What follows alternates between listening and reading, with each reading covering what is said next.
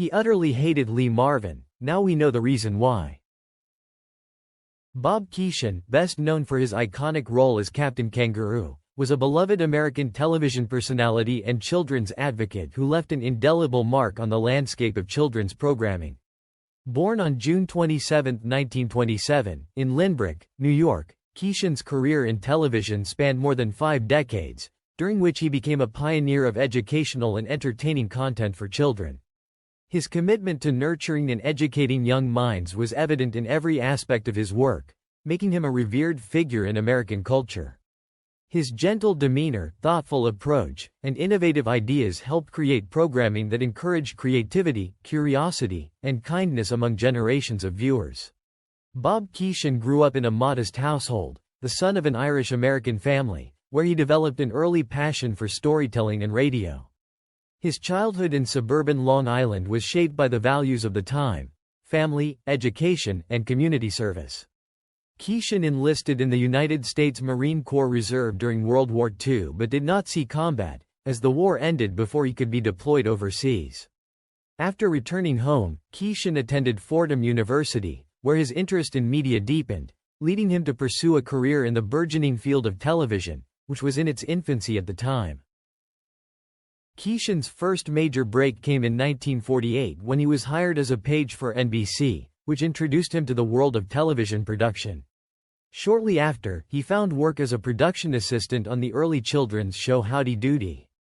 It was here that he would make his first foray into children's television by performing as the original Clarabelle the Clown, a character who communicated using a bicycle horn and gestures rather than words.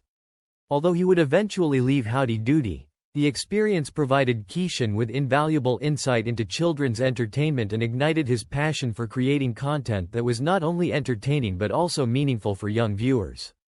Keeshan's most enduring legacy began with the creation of Captain Kangaroo, a groundbreaking children's television show that debuted on CBS on October 3, 1955. The show was not only designed to entertain but to educate, fostering a gentle, nurturing environment that contrasted sharply with the fast-paced and often frenetic cartoons that dominated children's programming at the time. Keeshan, as the kindly captain, wore a distinctive large pocketed coat, hence the name Kangaroo, and interacted with a cast of puppet and human characters in a whimsical but calm setting. Keeshan's portrayal of Captain Kangaroo was one of warmth, patience, and respect for children.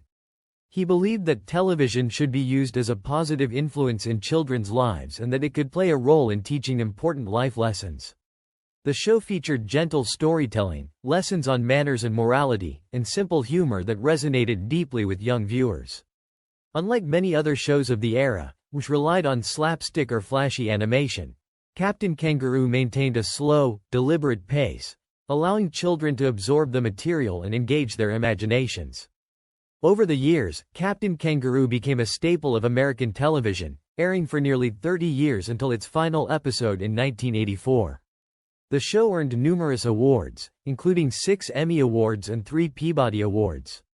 Keeshan himself was honored for his contributions to children's television with a star on the Hollywood Walk of Fame.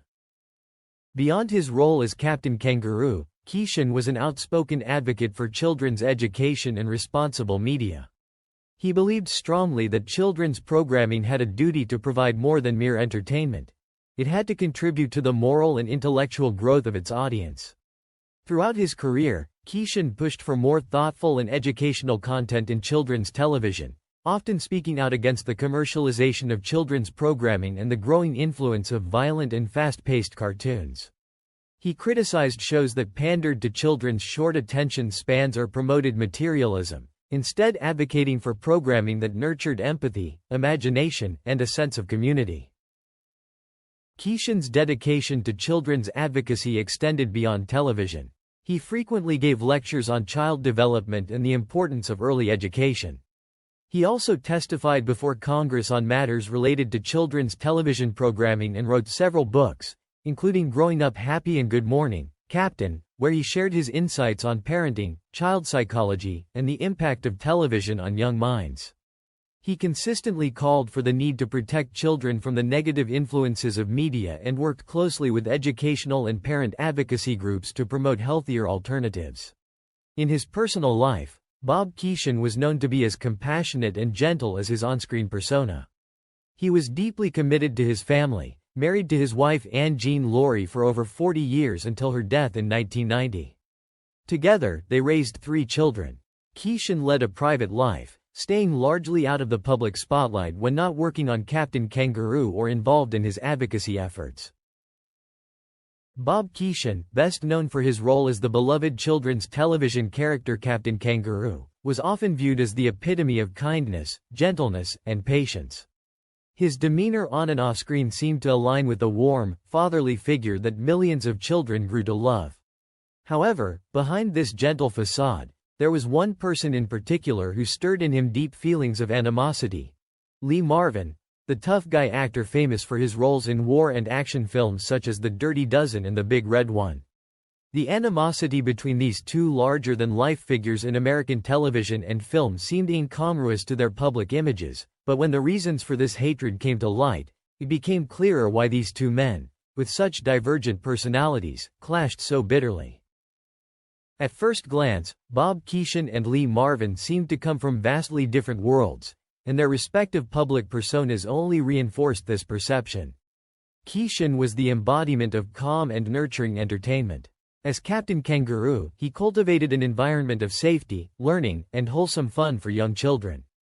Marvin, on the other hand, was a rugged, hard-edged actor, often playing gruff, violent characters that seemed worlds apart from Keeshan's gentle image.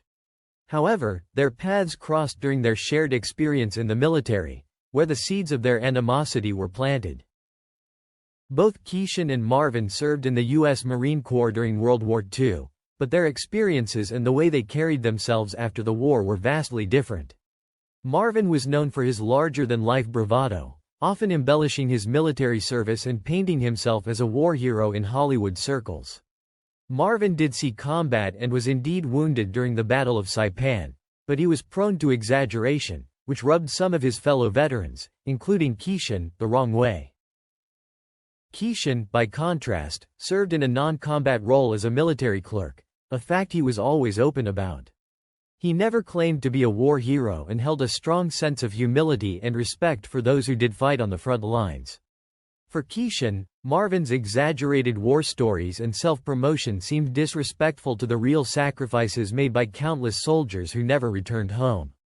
Keeshan's disdain for Marvin grew as he saw Marvin's Hollywood image as a glorified war veteran, which he felt was a disservice to those who truly bore the brunt of combat.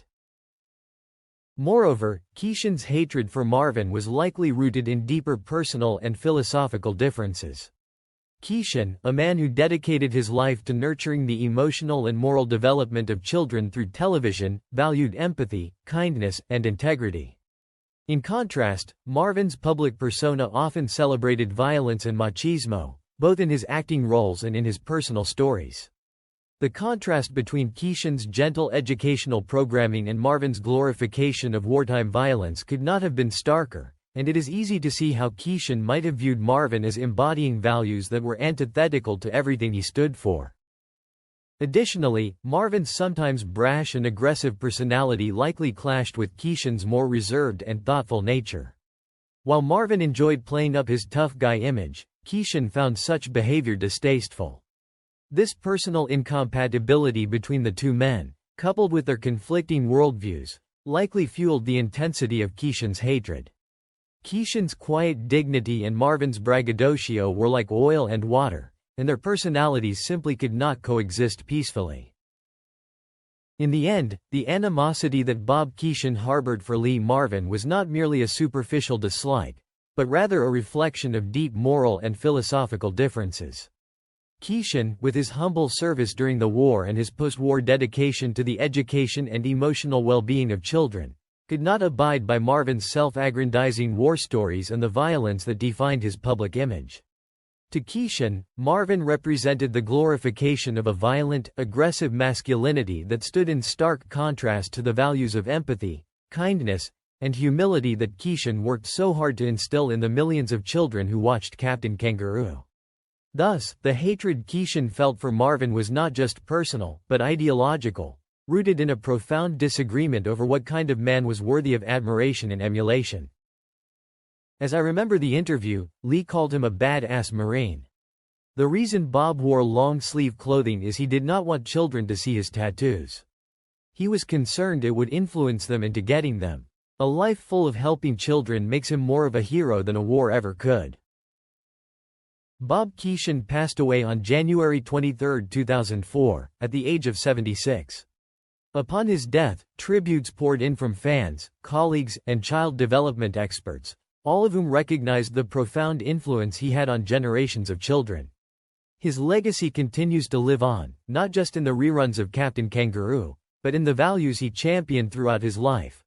Respect for children, the power of media to educate, and the importance of kindness.